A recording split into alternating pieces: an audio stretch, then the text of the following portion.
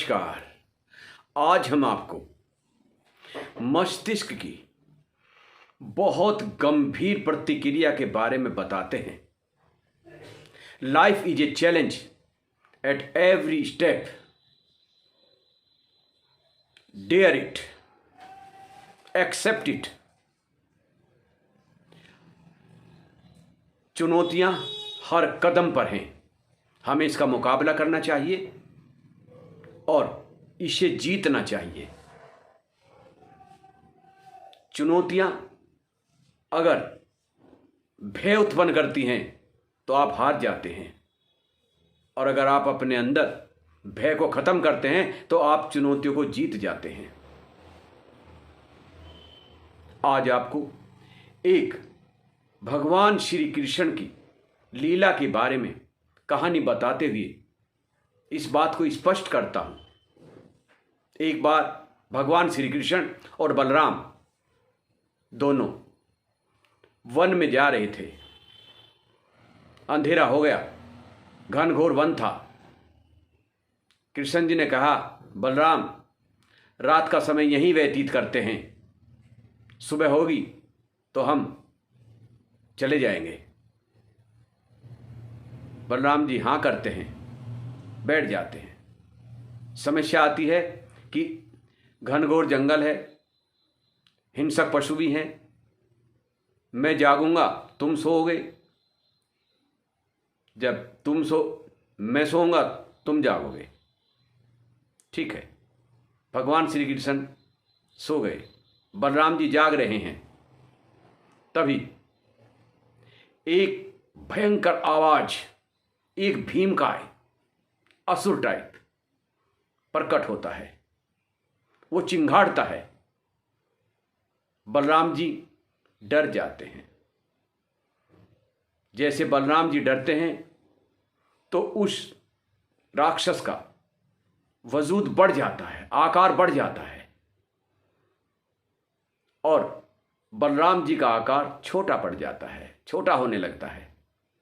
तब दोबारा फिर वो राक्षस चिंघाड़ता है, उसका आकार और बड़ा हो जाता है, और बलराम जी का आकार और छोटा हो जाता है भय के कारण। तब तीसरी बार और ज्यादा जोर से वो राक्षस चिंघाड़ता है, और बलराम बर्दाश्त नहीं कर पाते और वे बेहोश होने की स्थिति में आते हैं। तभी कहते हैं, कृष्णा, और ये कह के वो अचेत हो जाते हैं। भगवान श्री कृष्ण की आंखें खुलती हैं, देखते हैं कि बलराम जी तो सो गए, मुझे जगाया भी नहीं। इसी विचारों में थे, तभी वो राक्षस प्रकट होता है, चिंघाड़ता है। भगवान श्री कृष्ण तो भय से लाखों कोस दूर हैं। वे कहते हैं, क्या चाहिए तुझे?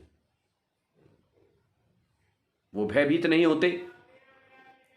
राक्षस सोचता है कि ये तो मुझसे डरा नहीं, और राक्षस का आकार छोटा हो जाता है। वो दोबारा फिर चिंघाड़ता है। भगवान श्री कृष्ण कहते हैं, मैं पूछ तो रहा हूं, क्या चाहिए तुम्हें?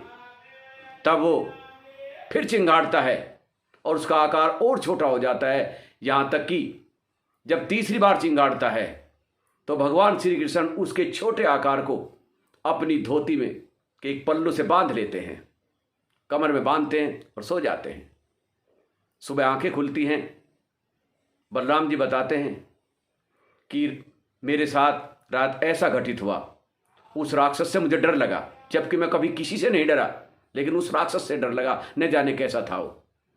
कृष्ण जी मुस्कुराते हैं और कहते हैं, अपनी धोती से उस राक्षस का सूक्ष्म रूप जो बनाया था, जो छोटा रूप बनाया था, उसे निकालते हैं। क्या यही राक्षस था वो? बलराम जी कहते हैं, हाँ यही था। कृष्ण जी मुस्कुराते हैं कि सुनो, आपके अंदर भय उत्पन्न हुआ तो इसका आकार बढ़ा, मैं भय में नहीं आया तो इसका आकार घटा, और मैंने इसे गिरफ्तार कर लिया और अपनी धोती के पल्लू से बांध लिया। ये उदाहरण स्पष्ट करता है, इससे बहुत बड़ी सीख मिलती है कि जब चुनौतियां हम पर हावी होती हैं उनका आकार बड़ा हो जाता है, और जब चुनौतियां को हम कमज़ोर कर देते हैं अपनी मेहनत से, अपने ज्ञान से, अपने कर्मबद्ध तरीके से, उस चुनौती को हम जीत लेते हैं तो चुनौती छोटी हो जाती है, रहती ही नहीं है। इसलिए इस उदाहरण से मैं आपको ये समझा रहा हूं, ऐसा कोई इंसान नहीं है जिसके सामने चुनौती ना आई हो। भगवान श्री कृष्ण हो, भगवान बुद्ध हो, भगवान राम हो, कदम कदम पर चुनौतियां रही हैं और उन्होंने चुनौतियों पर जीत हासिल करके हमें यह शिक्षा दी है कि आप चुनौतियों से घबराएं नहीं, डटकर उसका मुकाबला करें, जीत आपकी होगी। मस्तिष्क की डर जाना बहुत ही खतरनाक क्रिया है। जब बच्चा एग्जाम देता है और उसे डर लगता है कि तू फेल ना हो जाए, या फेल हो जाता है तो कभी कभी बच्चा आत्महत्या तक करता है, इसके समाचार पत्रों में और ये तेजी से निकलता है। डर कर आदमी सुसाइड करता है कि समाज क्या कहेगा। डर कर आदमी गृह त्याग करता है, घर छोड़ के भाग जाता है। डर बहुत भयंकर मस्तिष्क की क्रिया है। जो लोग डर को जीत लेते हैं, चुनौतियों को जीत लेते हैं, वही सफल होते हैं। और हमारा जीवन सफल होने के लिए है, चुनौतियों से हार मानकर जीना एक कमजोरी है, असफलता है। इसलिए मेरा आप सभी लोगों से ये निवेदन है कि आज से आप चुनौतियों का मुकाबला करें, डटकर मुकाबला करें, जीत आपकी होगी।